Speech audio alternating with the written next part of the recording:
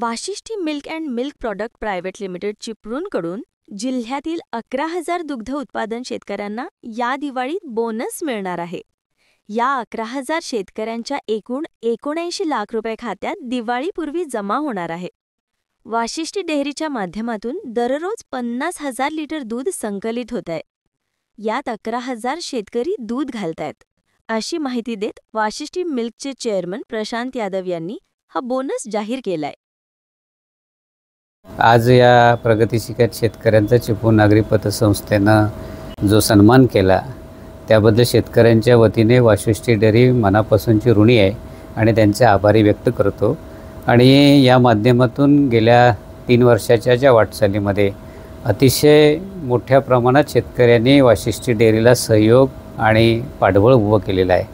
आज वाशिष्ठी डेअरीच्या माध्यमातून जवळजवळ रोज 50,000च्या वरती दूध संकलित होते आणि जवळजवळ 11,000च्या वरती शेतकरी त्यामध्ये दूध घालत आहेत। म्हणून गेल्या वर्षीप्रमाणेही आम्ही यावेळी दिवाळीचा बोनस हा 11,000 शेतकऱ्यांना आर्थिक वर्षातल्या जाहीर केलेला आहे आणि ती रक्कम जवळजवळ 79 लाख रुपये ही शेतकऱ्यांच्या दिवाळीपूर्वी खात्यात जमा होईल असे या ठिकाणी मी या प्रकल्पाच्या वतीनं जाहीर करतो।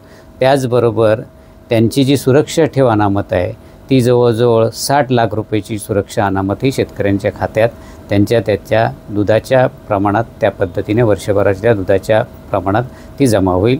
आणि याबद्दल शेतकऱ्यांचं दिवाळीसाठी अभिनंदन करत असताना अशाच पद्धतीचं सहकार्य आणि पाठबळ शेतकऱ्यांचं वाशिष्ठीच्या पाठीमागे उभं राहावं अशी या ठिकाणी मनापासून विनंती करतो।